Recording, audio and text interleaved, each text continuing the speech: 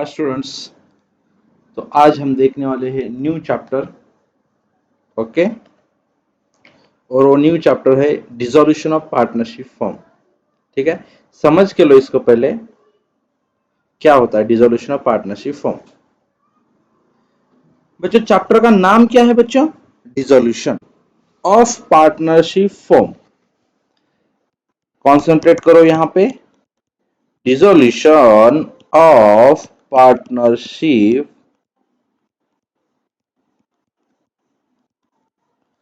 Form. Okay, concentrate करो। देखो, हमने एक एक चैप्टर देखते हैं, उसके बाद इसकी तरफ बढ़ते हैं तो आपको अच्छी समझ में आएगा। फर्स्ट हमने पढ़ा था admission. Okay, admission of partner. देखो इसमें क्या था कि समझो एग्जांपल लेते हम कि A and B already partner थे। मैं क्या बोल रहा हूँ, एग्जाम्पल ले रहा हूँ अभी यहाँ पे। A and B already partner थे, तो उस सिचुएशन में अगर new C, A B C third partner आता है, किसके किसमें, इन दोनों के पार्टनरशिप फॉर्म में। क्या बोल रहा हूं मैं, इन दोनों के पार्टनरशिप फॉर्म में। तो न्यू पार्टनरशिप बनती है ए बी एंड सी। क्या बनती है, ए बी सी। ओके, इसको बोलते हैं एडमिशन ऑफ पार्टनर। क्या बोलते हैं इसको, admission of partner. Very good. Okay, उसके बाद देखा था हमने रिटायरमेंट ऑफ पार्टनर। उसमें क्या था कि समझो एग्जाम्पल लेते हैं कि ए बी सी तीनों पार्टनर थे, तो इनमें से अगर समझो कि ए बिजनेस छोड़ रहा है, क्या कर रहा है, बिजनेस छोड़ रहा है, उसको बोलते हैं रिटायरमेंट ऑफ पार्टनर।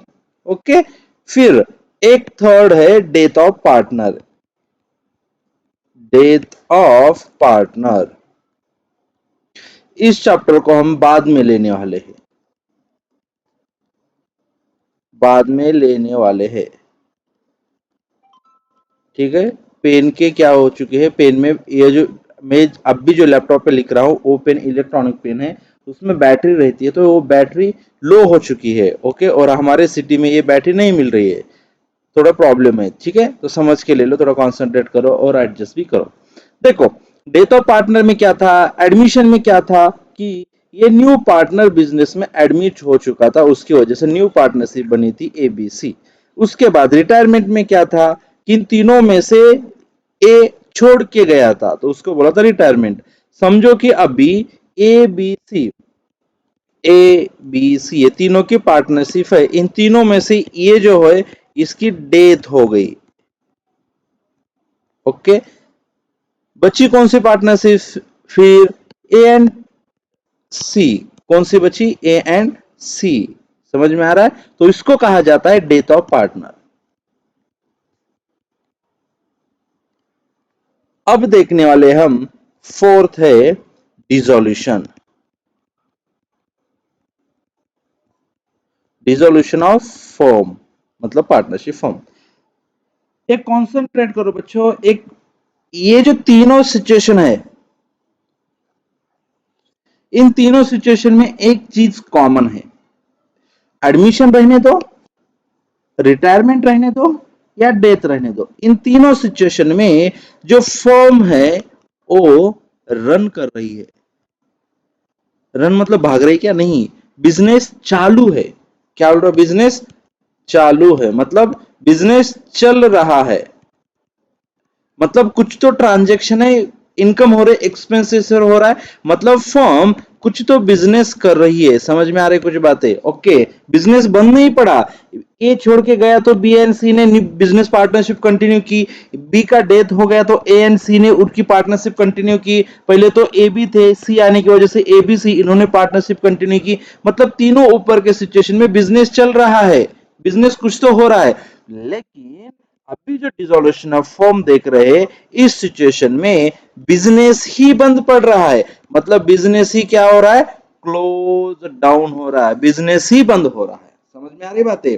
ओके, यहाँ पे पार्टनर तो समझो ए बी सी पार्टनर है, तीनों के तीनों पार्टनर है, बिजनेस में पार्टनर है, ना एडमिशन हुआ है, ना डेथ हुआ है, ना रिटायरमेंट हुआ है, समझ में आ रहा है। लेकिन जो फर्म है, फर्म बिजनेस, वही क्या हो चुका है, क्लोज डाउन हुआ है, उसको ही कहा जाता है डिसोल्यूशन ऑफ फर्म। फिर जैसे एडमिशन के टाइम पे हमने क्या किया था, असेट्स एंड लायबिलिटी का क्या किया था, हमने रीवैल्यूएशन किया था। रिटायरमेंट के टाइम पे भी हमने क्या किया था, असेट्स एंड लायबिलिटी का रीवैल्यूएशन किया। डेथ के टाइम पे भी वैसे ही करेंगे, सिर्फ थोड़ा तरीका अलग है, उसको बाद में देखने वाले। फिर डिसोल्यूशन में क्या होगा, देखो यहाँ पे क्या हो रहा था, एक आया था, सी आया था, तो उसकी वजह से असेट्स एंड लायबिलिटी का, सी की वजह से रिवैल्यूएशन हुआ था। यहाँ पे ए छोड़ के गया है, ए की वजह से असेट्स एंड लायबिलिटी का रिवैल्यूएशन हो चुका था। यहाँ पे क्या हो चुका है, डेथ, किसका, बी का डेथ हो चुका है, तो बी की वजह से क्या हुआ था, असेट्स एंड लायबिलिटी का रिवैल्यूएशन हुआ था। समझ में आ रही बात है। तो यहाँ पे रिवैल्यूएशन होगा क्या, नहीं होगा, क्यों, बिजनेस ही नहीं बचा, रिवैल्यू करके क्या फायदा, बिजनेस ही नहीं बचा तो रिवैल्यूएशन करके क्या फायदा। तो क्या होगा, बिजनेस के जितने भी असेट्स होंगे उसको क्या किया जाएगा, मार्केट में सोल्ड किया जाएगा, मतलब उसको ही दूसरा वर्ड है रियलाइज किया जाएगा। क्या किया जाएगा, सोल्ड किया जाएगा, मार्केट में रियलाइज किया जाएगा, एज अ सेकंड हैंड बोल के सोल्ड किया जाएगा। और बिजनेस की जितनी भी लायबिलिटीज होगी उस लायबिलिटीज को पे ऑफ किया जाएगा। पे ऑफ मतलब ही जिसके जिसके, लायबिलिटी मतलब ही क्या है, पेएबल अमाउंट, समझ में आ रहा है, पेएबल अमाउंट, लायबिलिटी मतलब ही क्या बच्चों, पेएबल अमाउंट, तो उसको क्या करो फिर, पेड करना है। ओके, ये दोनों चीजें करनी है। फिर ये असेट सोल्ड और लायबिलिटी पे ऑफ के लिए अलग अकाउंट बनता है, उसको हम देखने वाले, ठीक है। तो ये तो हो गई उसके मतलब basic intro of dissolution of partnership firm, तो उसको हम डिटेल में थोड़ा सा देखते हैं। देखो बच्चों कॉन्सेंट्रेट करो, हर एक एक लाइन देखते हैं थियरी की।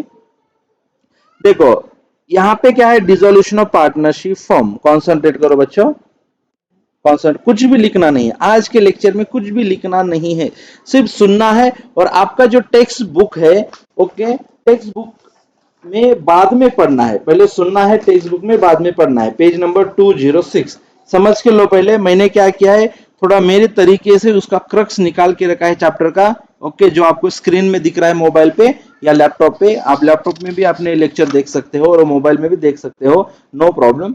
वहां पे मैंने क्या किया है, क्रक्स निकाल के रखा है। तो मेन चीज जो प्रैक्टिकल क्वेश्चन सॉल्व करने के लगते हैं उसको मैंने निकाल के आपके सामने रखा है। उसमें कुछ हार्ड नहीं है, बहुत इजी है, सिर्फ आपको क्या होनी चाहिए, आपकी थॉट प्रोसेस क्लियर होनी चाहिए। ओके बच्चों, समझ में आ रहा है, थॉट प्रोसेस क्लियर है ना, कुछ दिक्कत नहीं है, ठीक है, समझ में आ रही है सब चीजें, आवाज आ रही है, ओके, ऑडिबल है आवाज, अगर कुछ प्रॉब्लम होता है तो बताओ जल्दी, ठीक है, नेक्स्ट वीडियो में उसको क्या किया जाएगा, इंप्रूव किया जाएगा। ओके, देखो बच्चों हम देखने वाले अब भी डिसोल्यूशन ऑफ पार्टनरशिप फॉर्म। देखो एक एक वर्ड समझ के लेते हैं। सबसे पहले स्टार्ट करते हैं, डिसोल्यूशन मींस क्या, वाइंडिंग अप और क्लोज डाउन ऑफ बिजनेस, मतलब जो बिजनेस चल रहा है वो क्लोज हो रहा है, वाइंड अप हो रहा है, मतलब ही वो बिजनेस क्या हो रहा है, बंद हो रहा है, बंद हो रहा है, बिजनेस बंद हो रहा है। ओके, पार्टनर तो है बिजनेस में लेकिन बिजनेस ही बंद हो रहा है, ठीक है। when the business of firm is closed down and relation among the partners come to end, जब बिजनेस क्लोज डाउन होता है तो जो रिलेशन होता है पार्टनर का वो क्या होता है, खत्म होता है, और उसको ही कहा जाता है डिसॉल्व, उसे क्या कहा जाता है, फर्म डिसॉल्व हो चुकी है। Meaning and definition, dissolution last stage of closure of business, ये क्या है, बिजनेस क्लोज करने की लास्ट स्टेप है। ओके, इसके आगे कोई स्टेप बचती नहीं, बिजनेस ही बचता नहीं तो क्या स्टेप बचेगी। फर्स्ट पॉइंट पढ़ते हैं, according to section 39 of partnership act 1932, याद रखो इसके ऊपर थ्योरी क्वेश्चन आ सकता है। When partnership firms business come to end, क्या बोल रहे हैं, business come to end, it's said to be dissolution of partnership firm. क्या हो रहा है यहाँ पे, बिजनेस ही एंड हो रहा है, उससे ही बोला है डिसोल्यूशन ऑफ पार्टनरशिप फॉर्म। समझ में आ रही कुछ बातें, कीवर्ड पे कंसंट्रेट करो, कीवर्ड कौन सा है, business come to end, business come to end, उसे ही कहा जाता है डिसोल्यूशन, कीवर्ड पे कंसंट्रेट करो। उसके आगे जाते बच्चों, second point, dissolution of partnership firm means complete closure of partnership and complete breakdown of relationship. क्या बोल रहे यहाँ पे क्या बोल रहे हो, यहाँ पे क्या बोल रहे हो, कंप्लीट क्लोजर, कॉन्सेंट्रेट, कंप्लीट, यहाँ पे क्या हो रहा है, पूरा क्लोज हो रहा है, कुछ भी नहीं बच रहा है। Closure of partnership and complete breakdown, मतलब जो पूरी पार्टनरशिप है वो पूरी की पूरी क्या हो रही है, बंद हो रही है, और जो पार्टनर्स का जो रिलेशन है, रिलेशन बिटवीन पार्टनर्स, वो भी क्या हो रहा है, खत्म हो रहा है। उसे ही कहा जाता है dissolution of partnership firm. The process, third point पढ़ रहा हूं मैं, the process of breaking up and discontinuing a partnership business is called dissolution of firm. उसके बाद dissolution of firm indicate the discontinuation of function as a firm, मतलब क्या है, dissolution ही क्या इंडिकेट कर रहा है कि discontinuation of function of firm, मतलब फर्म क्या कर रहा है, डिसकंटिन्यू हो रहा है। उसके आगे उन्होंने दिया है कि reason of discontinuance for dissolution of partnership firm, मतलब ये जो पार्टनरशिप फर्म है ये बंद क्यों हो रही है, उसके रीजन दिए हैं। अ पार्टनरशिप फर्म में be dissolve on any one of the following reason, क्या बोल रहे, any one of the following reason और सर्कमस्टेंस, नीचे वाले कौन से भी एक रीजन से क्या हो सकता है, पार्टनरशिप फर्म क्लोज हो सकती है। उसमें फर्स्ट देखते हैं, a firm is dissolve without court order, और उसके बाद बी पॉइंट है विथ कोर्ट ऑर्डर, ठीक है, विदाउट कोर्ट ऑर्डर और विथ कोर्ट ऑर्डर, बिना कोर्ट ऑर्डर से क्लोज होता है। उसमें फर्स्ट पॉइंट कौन सा है बच्चों, when all the partners agree to dissolve, क्या है, agree to dissolve, सब एग्री हो रहे पार्टनर के हमें क्या करना है, अब डिसोल्यूशन करना है, ओके। उसके बाद क्या बोल रहे हैं, when period of the firm is expired, क्या हो चुका है, पीरियड ऑफ फर्म एक्सपायर्ड, जो भी जितने पीरियड के लिए पार्टनरशिप बनी थी वो पीरियड एक्सपायर्ड हो रहा है, तो उसको बोला जाता है डिसोल्यूशन ऑफ, मतलब क्या है कि समझो, ए फर्स्ट पॉइंट का क्लियर कर दे, समझो ए बी और सी है, ये तीनों पार्टनर क्या हुए, एग्री हुए हैं, और वो तीनों ने सोच के मतलब मीटिंग करके सोच के डिसीजन लिया है कि हमें क्या करना है, पार्टनरशिप फॉर्म क्लोज करना है, उसे ही कहा जाता है डिसोल्यूशन। कैसे, एग्री टू डिसॉल्व, मतलब ऑल पार्टनर जो है वो सब एग्री टू डिसॉल्व हो चुके। उसके बाद period of the form expired, मतलब क्या, समझो कि एग्जांपल, आप अब खुद का एग्जांपल ले लो, समझो कि हम क्या करते हैं, दो तीन ब्रांच के स्टूडेंट का एग्जांपल लेते हैं, ओके। समझो कि एक है मृणाल, ओके, एक है मृणाल, उसके बाद है कुणाल, और उसके बाद है स्वाति, ओके।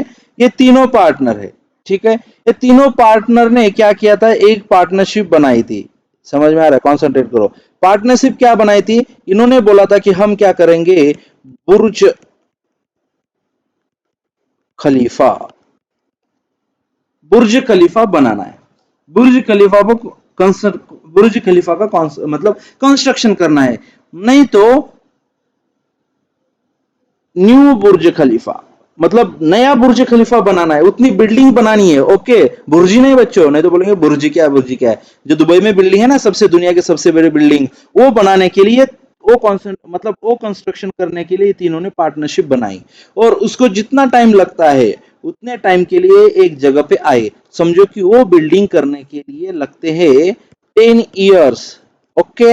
अगर 10 ईयर्स खत्म होते हैं, मतलब जो पीरियड होता है 10 ईयर्स का, अगर वो एक्सपायर्ड होता है, जब 10 ईयर्स खत्म होते हैं, 10 ईयर खत्म होते हैं, तो उस टाइम पे जो पार्टनरशिप बनी होती है वो पार्टनरशिप डिसॉल्व होता है, उसे ही बोलते हैं period of the firm is expired, मतलब जिस पीरियड के लिए बनाए थे 10 ईयर्स के लिए, अगर वो एक्सपायर्ड होता है, मतलब 10 ईयर खत्म होते हैं, संपते हैं, तो उस टाइम पे फर्म का डिसोल्यूशन होता है।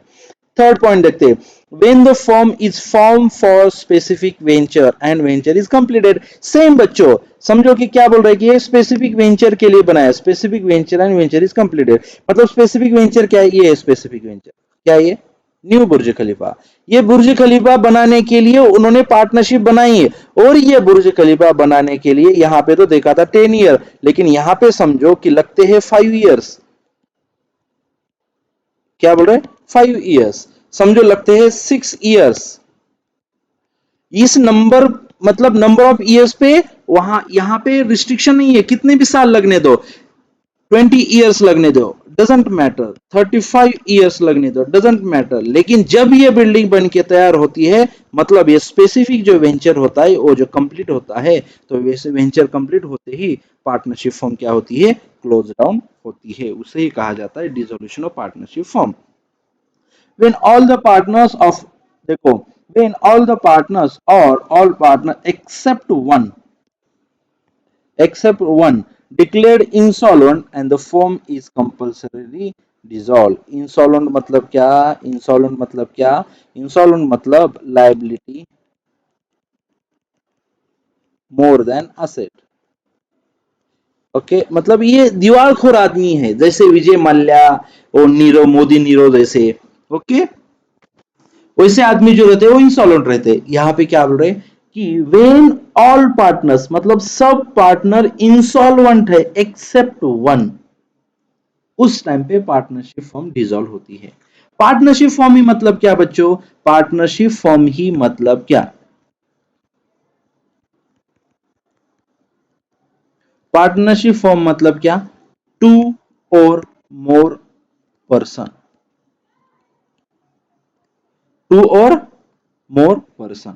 पार्टनरशिप मतलब क्या, टू और मोर पर्सन एक जगह पे आके अगर कुछ बिजनेस करते हैं तो उसको बोला जाता है पार्टनरशिप। यहाँ पे क्या बोल रहा है, ऑल पार्टनर इंस्टॉल्ड हो रहे एक्सेप्ट वन, मतलब ओनली वन पर्सन बचा है। एक पर्सन से पार्टनरशिप होती है क्या, नहीं होती, तो पार्टनरशिप फर्म यहाँ पे भी क्या होगा, डिसॉल्व होगी। When the business of the firm illegal मतलब क्या है कि समझो कि पार्टनरशिप फर्म का जो नेचर है वो इलीगल और अनलॉफुल है, तो उनको कंपलसरी क्या करना पड़ेगा, डिसॉल्व करना पड़ेगा। मतलब ड्रग्स का सप्लाई होता है, ड्रग्स का मतलब इलीगल वे से क्या होता है बिजनेस, मतलब कंट्री में आते हैं, लाते हैं, सेल करते हैं, नहीं तो स्मगलिंग होती है, गोल्ड की स्मगलिंग होती है, ड्रग्स स्मगलिंग होती है। इस तरह के जो इलीगल बिजनेस है उसको क्या है, कंपलसरी डिसॉल्व करना है, मतलब वो पार्टनरशिप बंद ही करनी है। When the partnership at will it can be dissolved, it can be dissolve हो सकती है by a partner giving 14 days notice in writing to all other partners of his intention to dissolve the firm। मतलब क्या है कि जो partnership firm at will जो रहते हैं, मतलब सो इच्छा से जो पार्टनरशिप में लोग आते हैं, उन्होंने क्या करना है, पार्टनरशिप फर्म अगर डिसॉल्व करनी है तो उन्हें रिटर्न में क्या करनी है, नोटिस देनी है, नोटिस इन रिटर्न, रिटर्न में लिख के देना है, और वो भी 40 डेज मतलब 14 डेज बिफोर, मतलब 14 दिन की नोटिस देनी है, और उसके बाद ही डिसॉल्व हो सकता है। समझो कि उनको लगा कि पार्टनरशिप फर्म डिसॉल्व करनी है, और आज कितनी तारीख है बच्चों बताओ जल्दी, आज है समझो 4 नवंबर, 4 नवंबर, यहां से 14 डेज का नोटिस दी जाएगी। ओके, यहां से 14 डेज की कौन सी तारीख आती है, 13 नवंबर को। समझ में आ रहे है बच्चों,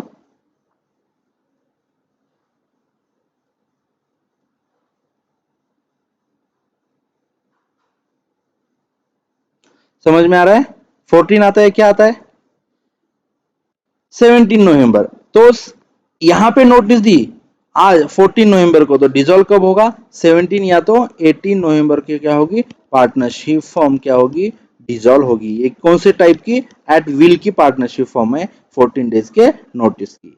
यहाँ पे क्या बोल रहा है, बी पॉइंट देखते हैं हम, बी में देखते हैं form dissolve with court order, मतलब कोर्ट का ऑर्डर मिलेगा कि आपको पार्टनरशिप फॉर्म बंद करनी पड़ेगी। Okay, if any one of the partner is become unsound mind, क्या हो रहा है, अगर कौन सा भी पार्टनर अनसाउंड माइंड मतलब क्या, वेड़ा, मराठी में, पेन नहीं चल रहा, पेन नहीं चल रहा बच्चों, चल रहा है, वेड़ा हिंदी में पागल, अगर कौन सा भी आदमी पागल होता है, पागल की तरह बिहेवियर करता है, तो कोर्ट ऑर्डर बोलता है, कोर्ट का ऑर्डर आता है कि आपका पार्टनर पागल है, आप उसको फंसा सकते हो, कुछ भी चीजें हो सकती है, तो आपने पार्टनरशिप फॉर्म डिसॉल्व करनी है। If any one of the partner is guilty of misconduct which affect the business of the firm, मतलब गिल्टी मतलब क्या, उन्होंने कुछ तो गलत काम किया है बिजनेस के लिए, और उसकी वजह से अफेक्ट मतलब अफेक्ट क्या, परिणाम, ये किसने तो गलती की है, मिसकंडक्ट गलती की है, कुछ तो अपराध किया है, कुछ तो गुनाह किया है और उसका इफेक्ट परिणाम पार्टनरशिप फॉर्म पे हो रहा है, तो उस टाइम पे कोर्ट बोलता है, कोर्ट का ऑर्डर आता है, ठीक है, कोर्ट का ऑर्डर आता है कि आपने क्या करना है, पार्टनरशिप फॉर्म डिसॉल्व करनी है। If any one of the partner make breach of the agreement, breach of the agreement frequently मतलब क्या, ब्रीच मतलब क्या, तोड़ना, ब्रिज नहीं है, ब्रीच है, ब्रीच मतलब क्या, तोड़ना, समझो कि फ्रीक्वेंटली मतलब बार बार, बार बार मतलब लगातार बार बार, ये जो एग्रीमेंट रहता है बना वाला पार्टनरशिप फॉर्म का, अगर वो तोड़ रहा है तो उस टाइम पे भी कोर्ट के ऑर्डर से पार्टनरशिप फॉर्म डिसॉल्व करनी पड़ेगी। If any one of the partner has transferred whole of the interest in the firm to third party without consent of the all other partner, मतलब क्या है कि समझो कि एनीवन कौन सा भी एक पार्टनर अगर उसका पूरा का पूरा जो इंटरेस्ट होगा वो क्या कर रहा है, ट्रांसफर कर रहा है थर्ड पार्टी, मतलब बिजनेस छोड़ के, बिजनेस के लिए नहीं तो बिजनेस में रह के अगर किसी थर्ड पार्टी के लिए काम करता है अगर एक आधा पार्टनर, तो उस टाइम पे भी क्या होता है कि पार्टनरशिप फॉर्म डिसॉल्व होती है। मतलब क्या, any one partner transfer whole interest to the third party without consent of the all partner, मतलब जो अपने ऑल अदर पार्टनर्स है उनकी तो कंसेंट नहीं ले रहा, विदाउट उनकी कंसेंट अगर वो इंटरेस्ट जो है वो अगर थर्ड पार्टी को ट्रांसफर कर रहा है, मतलब एक बिजनेस में रह के दूसरे बिजनेस के लिए अगर काम करता है, ऐसा होता है बच्चों, बड़े बड़े इंडस्ट्री में ऐसा होता है, बड़े बड़े पार्टनरशिप में ऐसा होता है, इसे ही पॉलिटिक्स भी कहा जाता है बिजनेस का, तो उस टाइम पे पार्टनरशिप फॉर्म डिसॉल्व करनी पड़ती है। Effect of dissolution of partnership form, मतलब पार्टनरशिप फॉर्म जब डिसॉल्व होती है तो उसका इफेक्ट क्या होता है वो देखना है हमें। सबसे पहले क्या होता है, the activities of the firm close down, जो बिजनेस की एक्टिविटी होगी वो बंद होगी। उसके बाद assets of the firm disposed of, मतलब जो भी बिजनेस के असेट है वो सोल्ड करने पड़ेंगे। जो भी लाइबिलिटीज है डिस्चार्ज मतलब पेड ऑफ करनी पड़ेगी according to the preference of the payment, जो भी प्रेफरेंस होगा सबसे पहले जिसको देना है उसको देंगे। उसके बाद एनी बैलेंस लेफ्ट, अगर कुछ बैलेंस बचता है आफ्टर पेइंग लाइबिलिटी, ये जो लाइबिलिटी ये देखिए अगर कुछ भी बचता है, लेफ्ट बचता है तो डिस्ट्रीब्यूट अमंग द पार्टनर्स, जो अगर बचता है तो पार्टनर्स को देना है, अगर नहीं बचता है तो पार्टनर्स को कुछ भी नहीं मिलेगा आउटसाइडर्स की, मतलब ये जो लाइबिलिटी है ये आउटसाइडर्स लाइबिलिटी है, आउटसाइडर्स लाइबिलिटी, क्या ये आउटसाइडर्स लाइबिलिटी है। सबसे पहले आउटसाइडर्स लाइबिलिटी देनी पड़ेगी, आउटसाइडर्स लाइबिलिटी दे के अगर कुछ लेफ्ट बचता है, बैलेंस लेफ्ट अगर कुछ बचता है तो किसको देना है, इनसाइडर को, मतलब बिजनेस के जो भी है उनको पेड करना है। अकाउंटिंग ट्रीटमेंट कैसे होगी हमें देखना है, अकाउंटिंग ट्रीटमेंट और settlement of account of dissolution of firm. When firm is dissolved, all assets including goodwill are realized sold, मतलब जब पार्टनरशिप फर्म बंद होती है तो ऑल असेट सोल्ड किया जाता है, उस असेट के साथ साथ इंक्लूडिंग गुडविल भी क्या की जाती है, सोल्ड की जाती है। और amount realised on the sale of assets is first utilised for discharging liability of the firm, जो भी अमाउंट मिलता है असेट सोल्ड करने के उसको यूटिलाइज करना है डिस्चार्जिंग लाइबिलिटी, जो भी लाइबिलिटी है बिजनेस की वो देने के लिए। इफ एनी सरप्लस लेफ्ट, अगर कुछ देके लाइबिलिटी देके अगर कुछ बचता है तो उसको यूज किया जाएगा पे ऑफ लोन और एडवांसेस फ्रॉम द पार्टनर्स, मगर अगर पार्टनर से भी पार्टनरशिप फॉर्म कुछ तो लेती है, लोन लेती है या कुछ एडवांस लेती है तो वो देना पड़ेगा। Then return the capital of the partner, मतलब क्या है, सबसे पहले आउटसाइडर्स की लाइबिलिटी दो, उसके बाद इनर इनसाइडर वालों का लोन और एडवांस दो और उसके बाद कैपिटल दो। समझ में आ रही बात है, सबसे पहले क्या है, आउटसाइडर्स की लाइबिलिटी, ओके, फर्स्ट प्रेफरेंस किसका है, आउटसाइडर लाइबिलिटी, दूसरा किसका है, इनसाइडर लाइबिलिटी, ठीक है, और थर्ड क्या, इनसाइडर लाइबिलिटी मतलब क्या, लोन और एडवांसेस, लोन और एडवांसेस, जो भी लोन और एडवांसेस होगी वो, और थर्ड क्या देना पड़ेगा सबसे लास्ट में, capital. Thus, the amount realized as applied in settlement of the firm debts as per prior payment given in the section 48. जो section 48 है उसके हिसाब से आपको देना पड़ेगा और वो section 48 as per follows है। और यहाँ पे सबसे पहले किस स्टेप से देना है वहां पे दिया है, देखो इस स्टेप्स को फॉलो करना है, ठीक है। देखो स्टार्ट करते हैं। फर्स्ट, जो भी अमाउंट आती है सबसे पहले क्या करना है, सबसे पहले कॉन्सेंट्रेट करो, सबसे पहले पे रियलाइजेशन एक्सपेंसेस। रियलाइजेशन एक्सपेंसेस मतलब क्या, ब्रैकेट में दिया देखो, डिसोल्यूशन एक्सपेंसेस मतलब क्या, पार्टनरशिप फॉर्म बंद करने के लिए जो भी एक्सपेंसेस आता है उसको बोले जाते हैं रियलाइजेशन और डिसोल्यूशन एक्सपेंसेस। वो कौन कौन से होते हैं, जब पार्टनरशिप बनती है तो एक्ट के तहत बनती है, ओके, एक्ट के तहत बनती है तो एग्रीमेंट बनता है। जब एग्रीमेंट बनता है तो किसी के एडवोकेट के पास जाना पड़ेगा, समझ में आ रहा है, तो उस एडवोकेट की फीस होगी। जब एग्रीमेंट बनता है उस टाइम पे भी एडवोकेट के पास जाना है, उसकी फीस देनी पड़ेगी। जब एग्रीमेंट क्लोज होता है मतलब बिजनेस बंद पड़ता है उस टाइम पे भी एडवोकेट के पास जाना पड़ेगा, उसकी फीस देनी पड़ेगी। उसे ही बोला जाता है डिसोल्यूशन एक्सपेंसेस, रियलाइजेशन एक्सपेंसेस। ठीक है, समझ में आ रही बातें। उसके बाद हमने क्या बोला यहाँ के, सबसे पहले क्या बोला, ऑल असेट्स क्या होगी, सोल्ड होगी। तो असेट सोल्ड करने के लिए एक्सपेंसेस लगते हैं।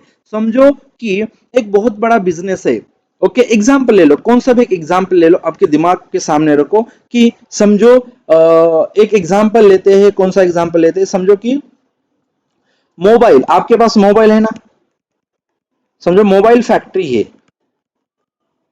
मोबाइल फैक्ट्री है, पार्टनरशिप फॉर्म है, ये क्लोज हो रही है, बंद हो रही है, तो उसके बड़े बड़े मशीनरी होगी, ठीक है, तो मशीनरी सोल्ड करेंगे। मशीनरी सोल्ड करने के बाद अगर सामने वाले पार्टी के प्लेस पे लेके जाने का है तो उस टाइम पे हमें क्या लगता है, ट्रांसपोर्ट लगता है, ट्रैवलिंग एक्सपेंसेस, मतलब जो भी एक्सपेंसेस लगता है, ट्रैवलिंग एक्सपेंसेस हो गया, तोड़ने का खर्चा हो गया, जो भी खर्चा हो गया वो रहता है डिसोल्यूशन रियलाइजेशन एक्सपेंस, वो सबसे पहले देना है।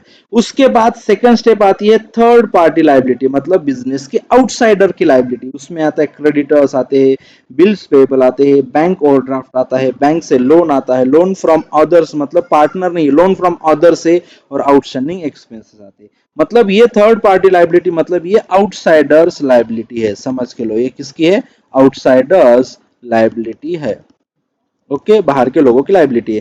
थर्ड, पे loan taken from partner, third क्या है, लोन किससे लिया है, पार्टनर से लिया है, वो देना पड़ेगा। और फोर्थ है पे पार्टनर्स कैपिटल, सबसे लास्ट पार्टनर का कैपिटल देना है। अगर कुछ बचता है तो पार्टनर्स का कैपिटल मिलेगा, नहीं तो नहीं मिलेगा।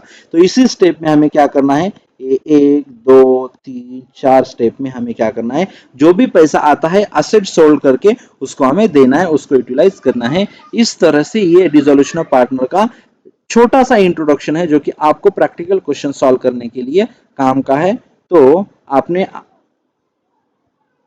मेरे साथ साथ लिख के लिया होगा, हाईलाइट भी करवा के लिया होगा, ठीक है, नहीं लिया तो डोंट वरी, सिर्फ दिमाग में रखो कि ये पिक्चर दिमाग में रखो कि क्या है एक्चुअली क्या है, ओके, और उसके हिसाब से हम काम करने वाले हैं, नो प्रॉब्लम। तो चलो बच्चों, मिलते हैं नेक्स्ट वीडियो में, bye bye, take care, see you soon.